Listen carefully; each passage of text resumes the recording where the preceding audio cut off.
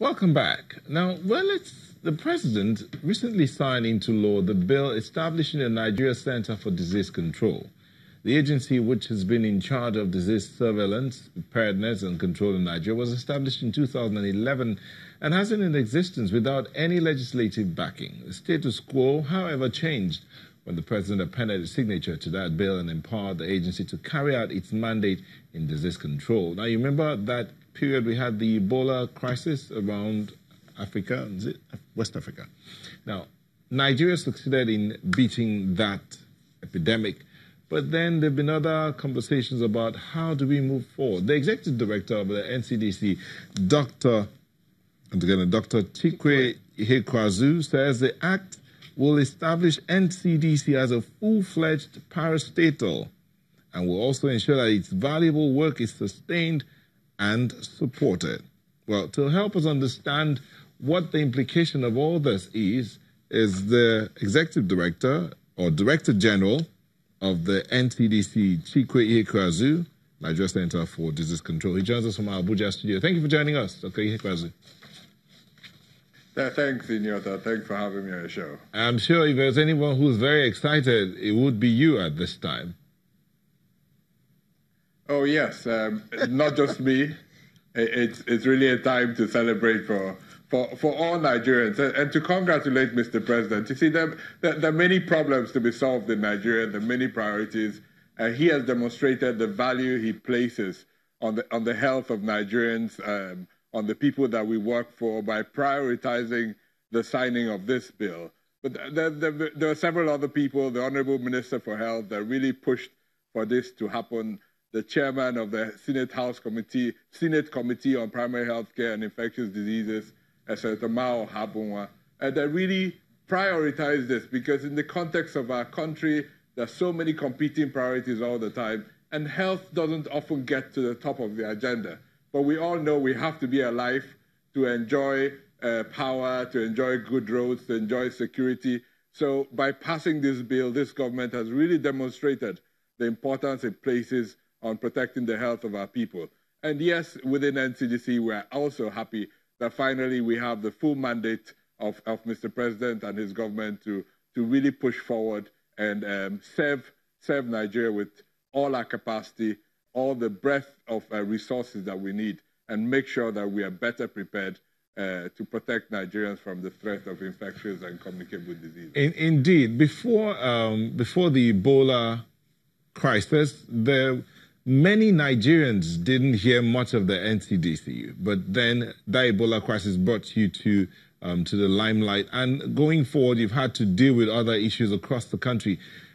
Looking at that, dealing with issues, it appears there are a lot of communicable diseases across the country. For instance, meningitis is usually prevalent about this time of the year.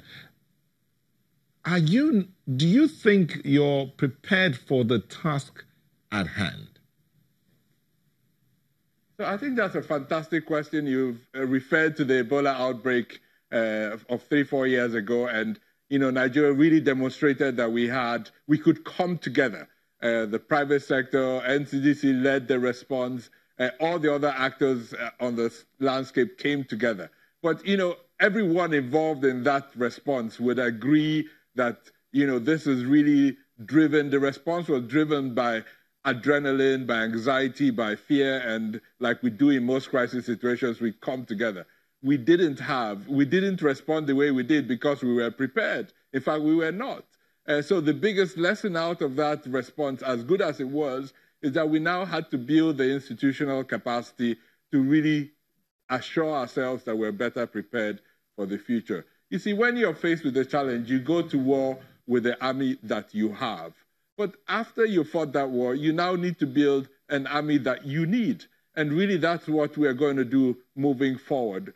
This mandate, this bill, this new act gives us an opportunity to recruit, to train, to bring in the scientists, the epidemiologists, the microbiologists, to build a workforce that we need. You see, at the moment, yes, we've existed for 7 years, but we have 120 staff. For 200 million Nigerians, it's impossible to do what we need to do. We've really been working over and beyond the call of duty to respond to the meningitis outbreaks you referred to, Lassa, monkeypox, yellow fever, 120 people, impossible. So what this act does is enable us the opportunity to now bring in the right resources, to train them, to equip them, to develop a science-based organization, one that will not only be able to respond, but to build preparedness, to understand the diseases that we're fighting, to help agencies responsible for vaccine development understand the strains of infections circulating in Nigeria. So this is a journey that started 7 years ago, but the passing of this bill over the last few days, the signing of the bill by Mr. President into an act, really enables us that opportunity to consolidate, build on the resources to be able to prepare and respond to the outbreaks you were referring to. This is end of the year. Very soon we will start having new cases of meningitis. We don't have a vaccine, so a few cases will inevitably happen. What changes is our capacity to respond, our capacity to pick them up early, make that diagnosis, and deploy appropriate response measures. And that's the mandate that NCDC is now absolutely prepared to build to make sure Nigerians are better protected into the future. Now, let me talk about something specific. A short while ago, there was the outbreak of Lassa fever as well. We don't hear too much about it right now. So what is the situation regarding Lassa fever?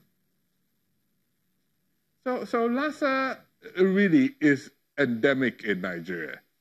And the challenge we have with Lassa is that the primary host is a rodent, a form of a rat that is ubiquitous in our environment, especially in certain parts of the country. So there continues to be spillover events, so infections, people being infected from excreta of rat on foodstuff and things like that. What has happened is because of our increased activities, increased capability of detecting cases, we're finding more cases, we're enlightening doctors so they're testing more. When you test more, you find more. So this has highlighted really what the last year has highlighted is there's actually a lot of Lassa in our environment and that we have to respond to this. The first way of responding is really understanding the disease that we're facing. Lassa is a very complex disease, so at the moment we've initiated various studies both in animals and in rodents to understand this disease better. Next year in January in Abuja, we're hosting the first international scientific conference on Lassa, because next year will mark 50 years of the discovery of this virus in Lassa village in northeast Nigeria.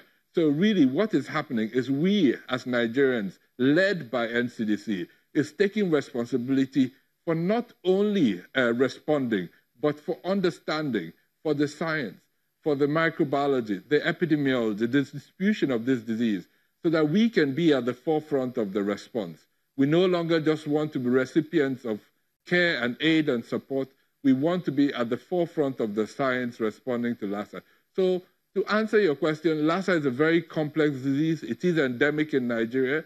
We are at the beginning of the period where we find an increase in cases, and we're much better prepared than ever before to respond to cases of Lassa fever. But what I can't promise is there will not be cases. We think there will be cases, but we're much better prepared to respond and to ensure that we reduce the mortality, that reduce the number of people that actually succumb to this disease. And we can do that by detecting this early, providing appropriate care, and making sure that generally we offer our communities the expertise, skills, and resources they need to respond.